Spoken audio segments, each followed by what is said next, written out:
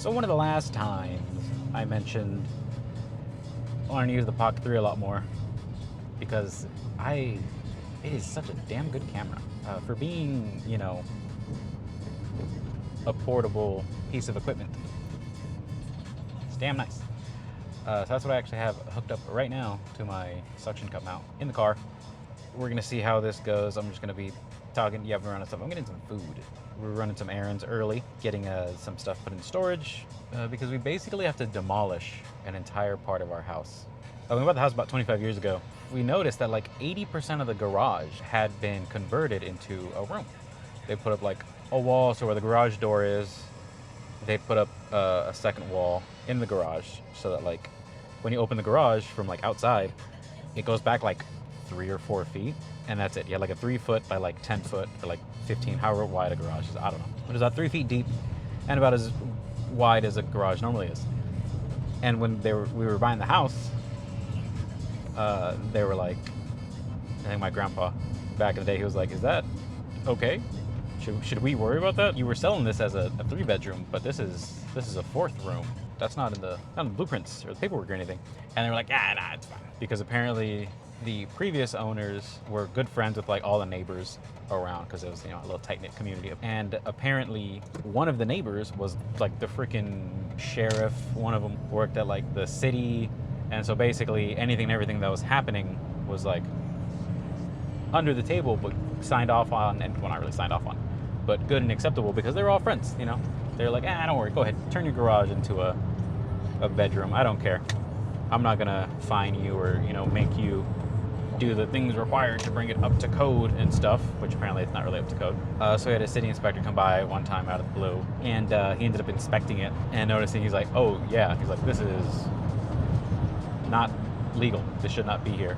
You guys have 2 options. You either spend thousands upon thousands of dollars to bring this room up to code and basically give it its own plumbing and kind of like kitchenette and cut it off from the rest of the house. And now this is an attached single bedroom, like apartment, basically attached to your house." One of the stipulations was not just bring it up to code, which we would have been happy to do, was bring it up to code. But he was like, no.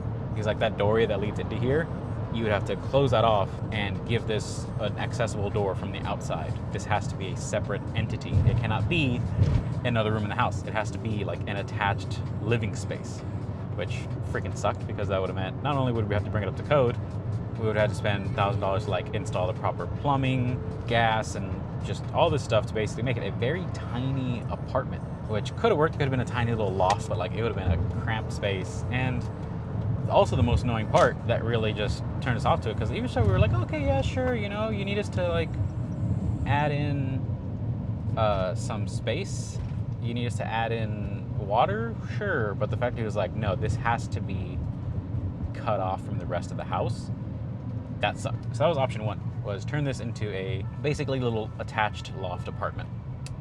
Option 2 is what we're doing. He said, I need to see that you have taken down all of these extra walls and done everything you can to revert this back to garage state. So we have to tear down the wall, we have to do a whole bunch of stuff. And part of what we were doing today was taking a lot of stuff that was in the garage room, which used to be my room before I had to move out because they kicked me out. He was like, nobody can be living in here, so if I come back in like a few weeks and somebody's still living in here, I'm gonna give you guys a fine. So he had to scramble to basically just turn into a storage space where we just left a bunch of boxes and random crap and whatever things that didn't want to take. But we took out, the bed, the dressers and stuff. So for the most part, it just looks like a pretty big empty room with just a bunch of junk in it. So we've been little by little just, putting things in boxes, taking them to storage, all that stuff. That's what we're doing today. But in my execution of these errands and chores, I did not eat anything yet. So I'm gonna be trying to get to work like a bit early, or at least in the area for work, and maybe just pick up some food. There's a Habit burger right next to us. I think I'll go in and grab that because I like the Habit. They're good. A little pricey, but they make good burgers. Maybe I should get like 2 burgers and no fries. I've been trying to like maximize the best kind of calorie intake. I don't say maximize, I say optimize. Because that you see all those videos where it's like 2 people are going to Chick-fil-A. One of them gets like a large combo and it's like 1,400 calories, and the other person gets like 2 chicken sandwiches and a drink, and it's like 700 calories. And they're like, oh my gosh, how are you losing weight? We both eat at the same place. And it's like, well, crispy chicken, a little higher. Grilled chicken, better. So I'll see what I order. Maybe I'll just get like burgers only. Try to stay away from fries. Stay away from the potatoes. Definitely get a drink, but get something diet. That's one thing that that people forget about when it comes to trying to lose weight. The thing they kind of ignore, neglect, or underestimate is the liquid calories, because it is so easy to drink something and drink a lot of it without really thinking about just how many calories you're consuming. You see a meal, and in the calorie count, you think that's just like, you know, the entree and the sides. You know, you think it's the burger and the fries that are most of these calories. Or sure, maybe they are, but what people forget to kind of think is like about 200 or 300 of those calories are going to be the drink, especially if you're not getting a diet drink. Diet drinks will be like 0 to like 10 or 20 calories, I think, depending on the level of dietness. So if you can have a 32 ounce of something and it be 0 calories but taste pretty good, just go for that, you know? Or just drink water. Get water as a drink. That's also just 0 calories and it's abundant. Just drink it. Drink a lot of it. Stay hydrated. So I've been trying to like just drink mostly water, or anytime I want to like splurge on myself, I'll get like a diet drink just because it tastes a little better. I know it's not as good as water, but sometimes you deserve a low calorie drink. Sometimes you deserve a little more flavor with your food, with your things. So the Pocket 3, very good because it's just a nicer camera than the Actions. It's a little more high quality in terms of like what it can do with like focusing and stuff like that. Fortunately, I noticed is it moving around, because it's on the gimbal, it wants to do its best to stay facing forward, I think, as I've said before. So turning sharply, the gimbal wants to smoothly bring you to where you're going, and sometimes it doesn't do it well. It'll bring you like 80 or 90% of the way there. So like if I do a sharp turn, the frame won't end exactly like this. It'll maybe end like a little off the side. I have the face tracking on right now, so it's trying to keep putting me back into the same kind of spot in the frame, which is good. But what I don't like is that you just saw, where like if I'm moving my head around in the car, it follows me around, and I kind of don't like that, because I want to be able to like move my head a little bit and not have the entire frame adjust itself. I would like it to be kind of where it's aiming now, just forever. I want it to just be perpetually aiming this way with no problem. I did see somebody say what you could try to do is have it focus on something else that's not going to be moving. So like maybe I could try to like focus it on the headrest over there, and then just adjust and bring you back, and then bring you kind of up a little bit, right about there. So now I can do that, and it's going to do its best to keep this headrest in exactly this spot in the frame. It'll do some moving anytime I do a sharp enough turn, because it is trying to stabilize and do stuff, but we'll see how it goes. If it does it well, that's awesome. But what's also going to suck is anytime I have people in the car, if I have one person, then maybe I try to focus it on the back headrest over there and hope for the best, because it's not the most well lit, as you can see, so the camera might struggle to get focus on it and maintain focus on it, which would be a problem. Anytime like the little focus thingy goes red, I'm in for a bad time. Also trying to just learn different kind of aspects of the cameras, like the shutter speed, the ISO, particularly on this guy, and the Action cameras. That's all you can mess with, really. One thing I'm noticing is it's kind of friggin' hard. I see why ND filters are very popular, very good, but at the same time, you gotta keep putting things on, taking things off. I don't know if that's just me just being lazy, but for a lot of what I'm trying to do, I need on the fly, just set and forget it type stuff, where I can just, well, no matter where I take this thing, it'll work as awesome as it can everywhere I go. And I don't have to worry about, oh, I'm going in here, let me lower the ISO, let me raise the ISO, let me do this, let me do that, let me throw on this filter, let me take this filter off, let me do something else, because that's just like, it's just so much more intrusive in the sense of I'm now having to carry more things, because I'm having to carry any and all kinds of filters or things that are gonna let me do this on-the-fly maintenance or adjustments, right? Whereas if I can just set it and forget it, if I can just have this thing ready to go without having to put a filter on, pluck a filter off. Oh, damn it, I blocked this headrest, so that when it lost focus, it regained focus, centered it back on the camera. Not good, I don't like that. So that's also gonna suck, is if I block subject focus and then bring it back, once it reestablishes focus, or just lose it entirely. It lost it entirely and it just decided to give up, so that's cool. Nice. Oh yeah, so now like if I can just have this guy as is, and I just need to turn him on, connect a mic, and that's it, even better, right? It's a game changer, so much better. If I can just have this guy exactly as is, not having to play around with filters, take them off, do things, so much better. Again, as I'm saying, like the less fidgeting I need to do with things, the better. So we've lost autofocus. I'm gonna leave it off because I want you guys to see what happens when I turn.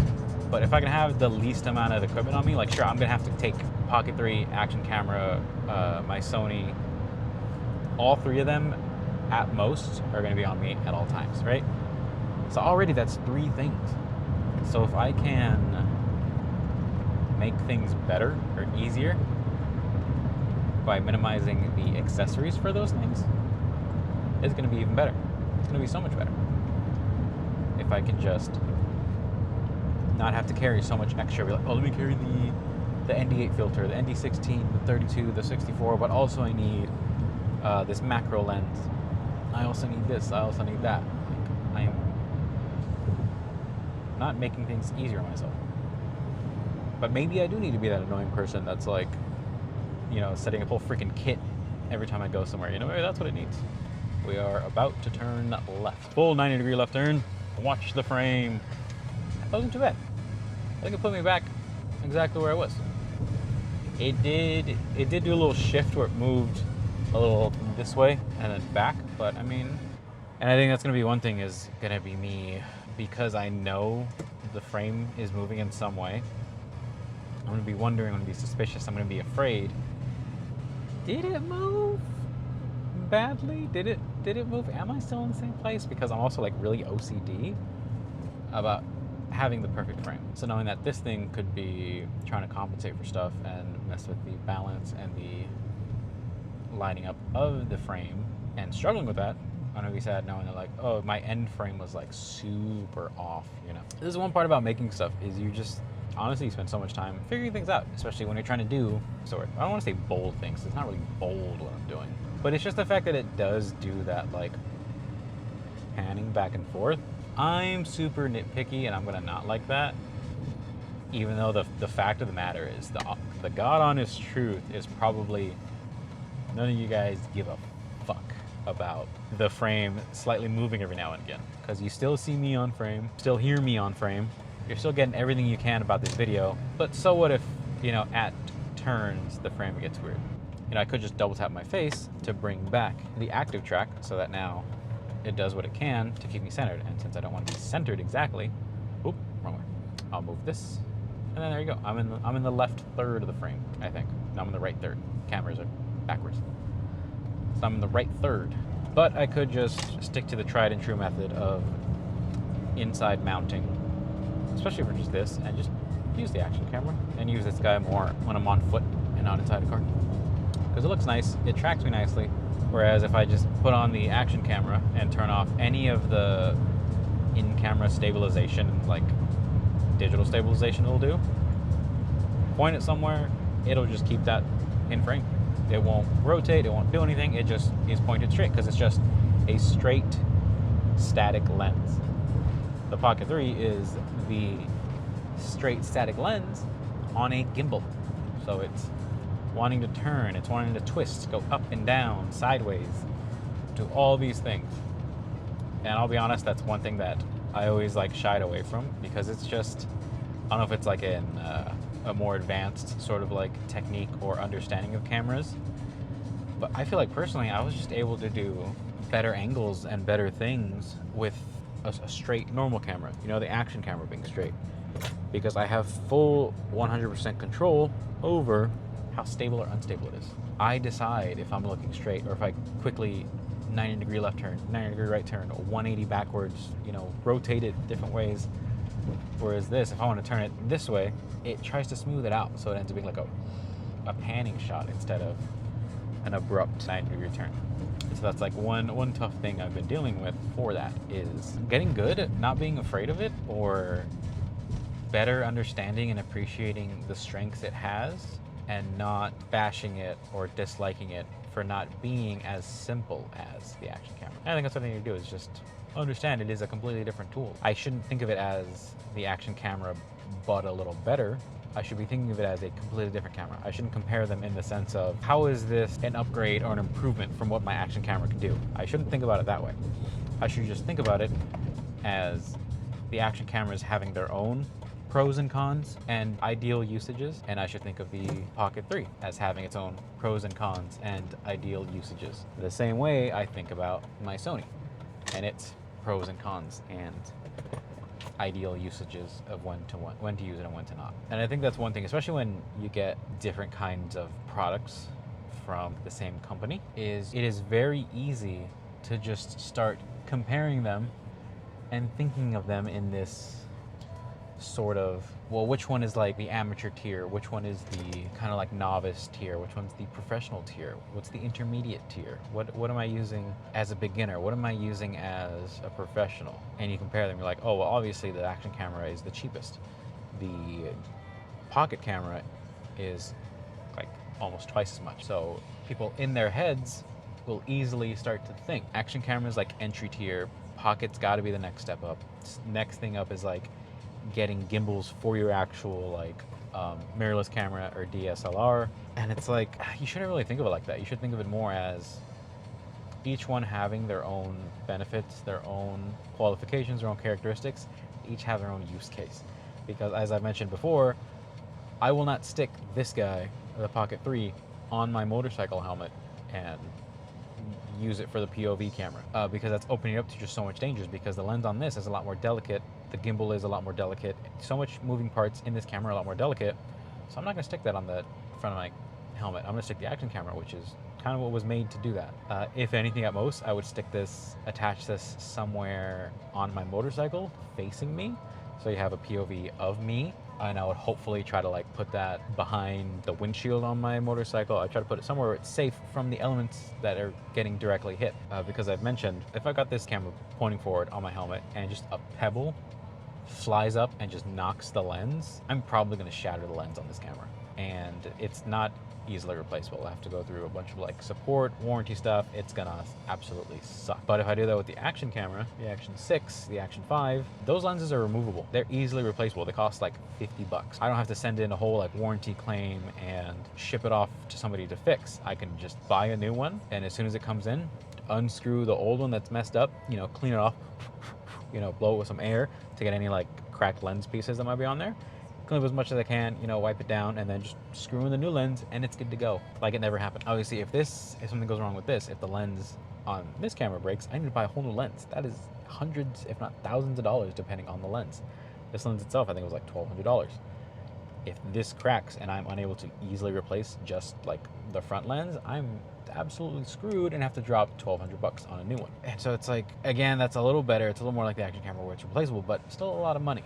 So like, I definitely wouldn't be figuring out a way to like mount this to be, what you guys see. I would be using this for like photos and the things you usually use this for. They all have their own use case.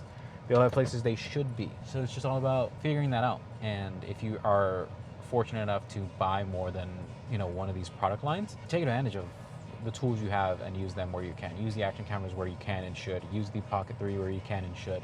Use your mirrorless camera where you can and should. There's a reason I'm not mounting up this camera in my car somehow to point at me and record videos. I totally could. It feels like it'd be overkill, but I can. I could get some kind of suction cup mount to stick this guy on like that window over here and point at me to get some angles, some shots. But do I have to? No. Totally could if I wanted to, but you think about the effort and the time and just not really needing to do that because of where I am and who I am and what I'm doing. I'm perfectly just fine using a Pocket 3 or just using the action camera. You use what you need to, use what you want to, use what you can, use what you should, figure it out. It's just like, it's this idea of like fuck around and find out for some things where it's, if you're putting something in like precarious situations, know what you're signing up for. Know that if you're gonna put the Pocket 3 somewhere you probably should be putting an action camera, understand that sure you might be getting better stabilization, slightly better like depth of field stuff, slightly better focus, slightly better lens type stuff. You might be getting that, but you are opening yourself up to so much more risk and heartache and wallet ache from anything going on with this because you have to replace it in some way. I'm gonna get off. We're gonna get some food.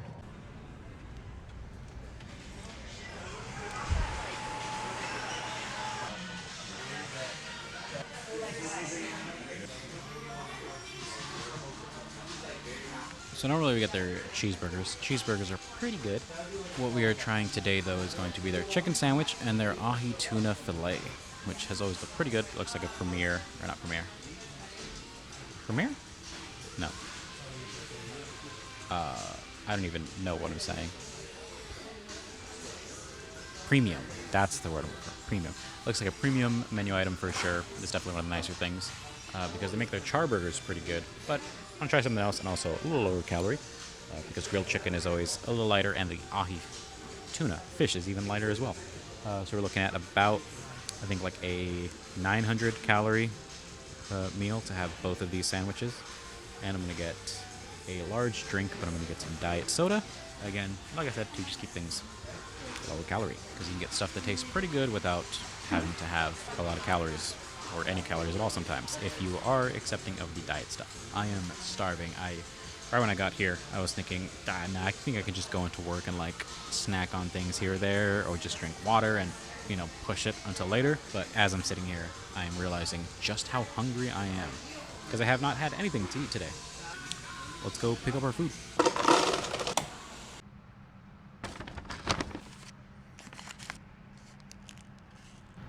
Ahi fillet. Ooh. We're just gonna sit here, eat our 2 delicious sandwiches, have our delicious drink with it, and get to work. So, we'll see you guys. We're about to go home. Work was chill.